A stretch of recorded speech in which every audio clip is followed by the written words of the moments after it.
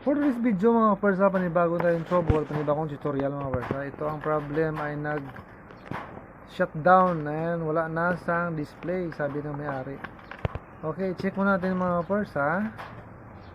Power dito, lagyan natin ng wala talaga mga persa. Hindi siya mag-on, wala ang display sa. Siyempre, buksan natin mga persa. Dito natanggal ko na ang kanyang bolt persa para mabilis tayo mag-video. Yan, okay. Yan lang kapersa, marami siyang bolt dyan. Simple, sukitin natin ang SIM nya para matanggal natin ang kanyang dito.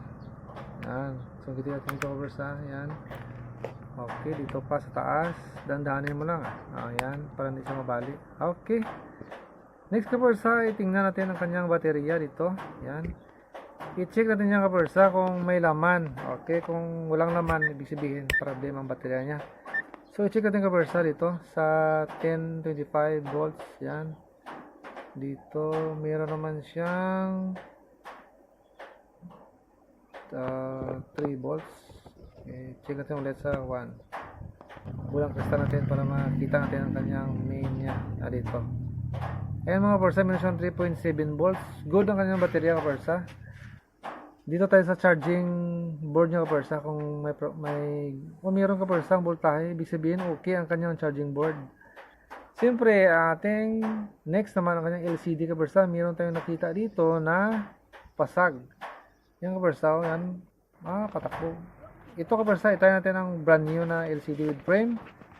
I-try natin kung tama ba ating hinala kapersa. Ito, tanggalin natin itong flex cable dito at saka dito sa LCD at saka sa kanyang charging port. Okay, meron siyang board dito kapersa na isa. Yan, dito pa, pasensya na kapersa kayo, umuulan bago nang nag-stop. Dito mga kapersa, tanggalin natin dito at saka dito. Yan, flex cable sa baterya at saka sa charging board nya. Okay, siyempre tanggalin natin dito kapersa. Yan, meron siyang bolt dito. Yan, tanggalin natin ang kanyang board. Siyempre i-try natin dito kapersa sa brand new. Yan, kung tama ating hinala. Okay, siyempre set up muna natin dito kapersa para mabalik natin ang kanyang switching. Okay, itong baterya nya tulad din ng pagtanggal natin, ibalik natin dito. Yan, siyempre itong kanyang charging board kapersa. Okay, nakaklip siya kapersa kaya meron siyang glue.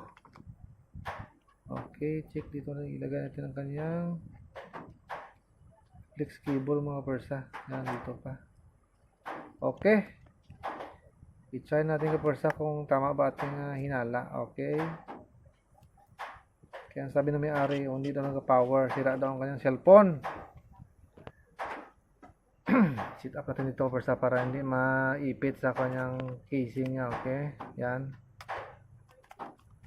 Okay, tama ba ating hinala mga kapersa? Okay, on. Ayan mga kapersa, legit kapersa. Okay ang kanyang mainboard. Good ang kanyang LCD ng sira kapersa. Thank you for watching.